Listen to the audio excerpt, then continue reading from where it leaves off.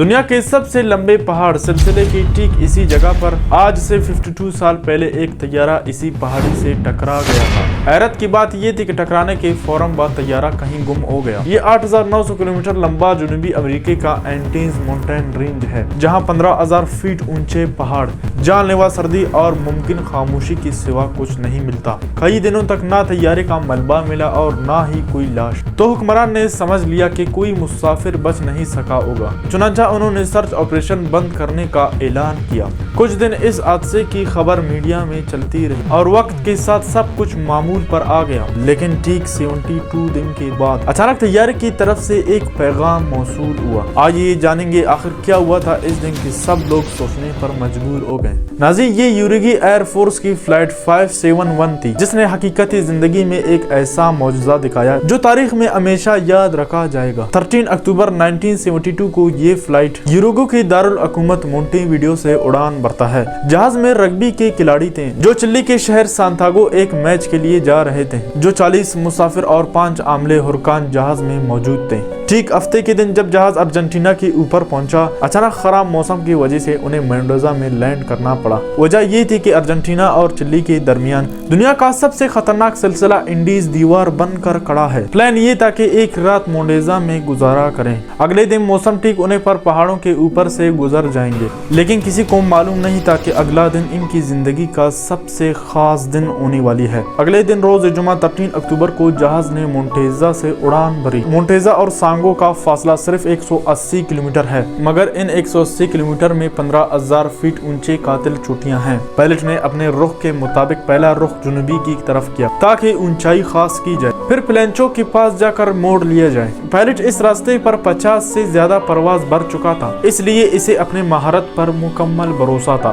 ऊंचाई पकड़ते वक्त जहाज मोटे बादलों में दाखिल हुआ और नीचे मंजर नजर आना बंद हो गया। पायलट ने कंट्रोल टावर पर इंहिसार शुरू किया। साथ ही पायलट ने डेड रेटनिंग के जरिए अपने मौजूदा पोजीशन का इंतजार लगाया। इस अंदाज में एक बहुत बड़ी गलती हुई जब को पायलट ने रेडियो पर बताया, हम 1 मिनट बाद चिली के शहर कोरिको के ऊपर होंगे। तो टावर ने भी रेडार सिग्नल कमजोर होने की वजह से इस पर यकीन कर लिया और नीचे आने की इजाजत दे दी। मगर हकीकत में जहाज अभी प्लेंचोन पास पर ही था, यानी वो अब भी कातिल पहाड़ियों के दरमियान था। पायलट को इजाजत मिलती ही उसने जहाज को नीचे लाना शुरू किया। लेकिन जैसे ही वो बादलों से बाहर निकली, सामने एक दिविकल बर्फानी पहाड़ खड़ा था। पायलट ने पूरी कुव्वत से दोबारा ऊपर उड़ाने की कोशिश की, मगर देर हो चुकी थी। जहाज की टेल पहाड़ी से टकरा कर अलग हो गई, विंग्स भी टूट कर बिखर गए। फौजलास बर्फ में स्लाइड करते हुए नीचे आकर रुक गया। इस टक्कर में 12 लोग फौरन हलाक हो गए, खास तौर पर वो जो पीछे हिस्से में बैठे थे। नीचे हुए 33 अफराद शदीद जख्मी हुए। टेल टूट जाने से अंदर जबरदस्त सर्दी दाखिल हो रही थी। -30 डिग्री सर्दी में फंसे हुए थे।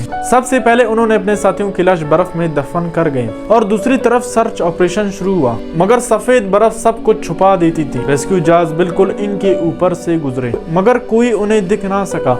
उन्होंने SOS लिखा, निशानात बनाए, फिर भी कोई फायदा नहीं हुआ।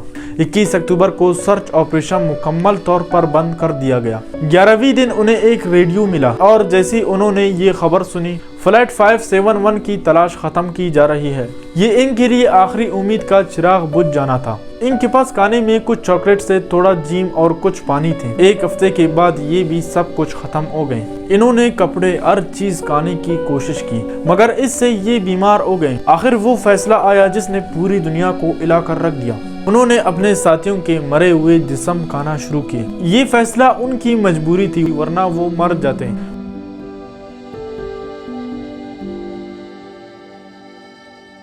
19 अक्टूबर को रात के वक्त एक खौफनाक यूलांच आया। फौजलाज मुकम्मल तौर पर बर्फ में दब गया। इस हादसे में 9 मजीद लोग हलाक हो गए। अब सिर्फ 19 लोग रह गए थे। वक्त गुजर रहा था और मौत करीब आ रही थी। आखिरी 3 रग्बी प्लेयर कराडो, नफीसा और विजेंटीन, इन तीनों ने फैसला किया कि मगरबी की तरफ मौजूद कड़े चट्टानों को क्रॉस करना है। ये कदम इनके लिए इंतहाई खतरनाक थी। ना ही गैर और ना ही मुनासिब कपड़े, -30 डिग्री सर्दी और कमजोर जिस्म। 3 दिन बाद जब वो चोटी पर पहुंचे, सामने फिर बर्फानी पहाड़ थे, कोई आबादी नहीं था। विजिटिंग वापस लौट गया। पराडो और कनीसा आगे बढ़ते रहे। 10 दिन तक पैदल बर्फ में चलने के बाद 16 किलोमीटर तय करने के बाद आखिरकार इन्हें सब्ज वादी नजर आई। उन्हें दरिया के पास आदमी घोड़े पर सवार नजर आया। इस आदमी ने एक कागज और एक पेन इनके करीब फेंका। इन दोनों ने सारी कहानी लिखकर वापस उस बंदे के पास फेंका। इस शख्स ने फौरन हुकूमत को खबर दी। आखिरकार 27 दिसंबर 1972 को हादसे के 72 दिन बाद 3 हेलीकॉप्टर चोटी तक पहुंचे। पायलट्स हैरान थे कि ये 2 नौजवान कैसे इस बुलंदी को पार करने में कामयाब हो गए और आखिरकार 16 खिलाड़ियों को बचा लिया गया। मुर्दों को वहीं एक कब्र बनाकर दफन किया गया और पत्थरों से एक मेमोरियल बना दिया जो आज भी एंडीज में इसी हालत में मौजूद है। तो यही थी हमारी आज की स्टोरी। आई होप आप लोग पसंद आएगा। मिलते हैं मैं और आप अगले एक शानदार वीडियो में। तब तक के लिए अल्लाह हाफिज।